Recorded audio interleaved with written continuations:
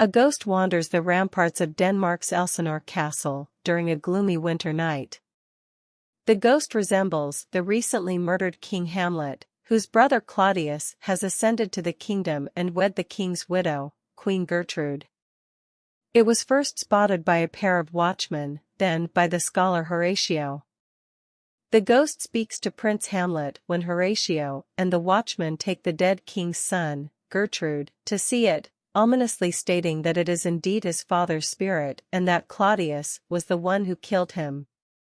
The ghost vanishes with the dawn, having given Hamlet the order to exact revenge on the man who usurped his throne and wed his wife. Prince Hamlet dedicates himself to exacting revenge for the death of his father, but because he is introspective and thoughtful by nature, he takes his time, descending into a deep sadness and even appearing insane. Claudius and Gertrude are troubled by the prince's irrational behavior and work to determine its origin. They hire Rosencrantz and Guildenstern, two of Hamlet's cronies, to keep an eye on him.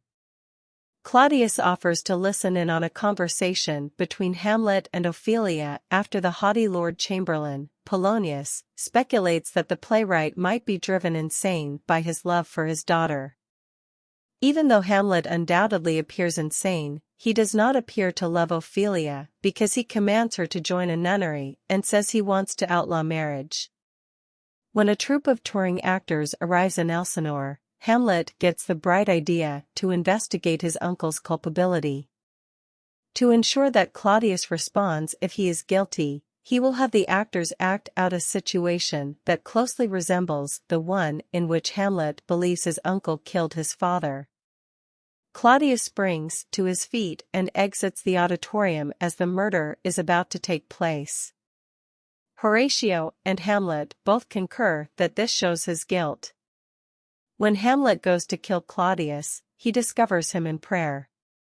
Hamlet determines that waiting is the best course of action because he thinks that killing Claudius while he is in prayer will send Claudius's soul to heaven. Hamlet should be immediately sent to England per Claudius's instruction, who is now terrified of Hamlet's insanity and concerned for his own safety. Hamlet confronts his mother, who is Polonius, concealed beneath a tapestry in her bedroom. Hamlet thinks the king is hiding there after he hears a disturbance coming from behind the tapestry. He pulls out his sword and stabs Polonius to death through the fabric. He is sent to England right away together with Rosencrantz and Guildenstern as punishment for this offense. However, Rosencrantz and Guildenstern have been given sealed orders for the King of England requiring that Hamlet be executed, so Claudius's plot for Hamlet goes beyond exile. Ophelia loses control after learning of her father's passing and drowns in the river as a result. Laertes, Polonius's son who has been living in France, storms back to Denmark. He is persuaded by Claudius that Hamlet is to blame for the deaths of his sister and father. Claudius devises a scheme to take advantage of Laertes' desire for vengeance to ensure Hamlet's demise when Horatio and the king receive letters from Hamlet saying that the prince has returned to Denmark after pirates attacked his ship on the way to England. Innocently for fun, Laertes will fence with Hamlet, but Claudius will poison Laertes' sword such that if he draws blood, Hamlet will perish. The monarch decides to poison a goblet as a fallback measure in case Hamlet scores the opening or second hits of the match. Hamlet arrives back in the Elsinore area right as Ophelia's burial is beginning. He strikes Laertes after being struck by grief and claims that he had always loved Ophelia. He explains to Horatio after they are back at the castle that he thinks everyone should be ready to pass away because it might happen at any time. Claudius sends a bumbling courtier by the name of Osric to set up the fencing battle between Hamlet and Laertes. The swordplay starts. The first strike goes to Hamlet, who turns down the king's offer of a drink from his offered cup. Instead, Gertrude drinks from it and is instantly poisoned by it. Even though Hamlet is wounded by Laertes, the poison does not immediately kill him. After telling Hamlet that Claudius is to blame for the queen's murder, Laertes first gets injured by the blade of his own sword before succumbing to the poison of the weapon.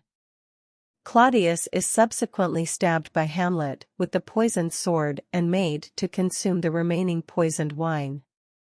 Hamlet passes away shortly after exacting his retribution on Claudius. At this point, emissaries from England arrive and announce that Rosencrantz and Guildenstern have passed away. Fortinbras, a Norwegian prince who previously in the play led an army to Denmark and attacked Poland. The horrific sight of the entire royal family dead and splayed on the floor astounds Fortinbras. He makes a move to seize control of the empire. In order to fulfill Hamlet's final request, Horatio tells him the tragic tale of Hamlet. Hamlet must be carried away in a manner appropriate for a fallen soldier, according to Fortinbras.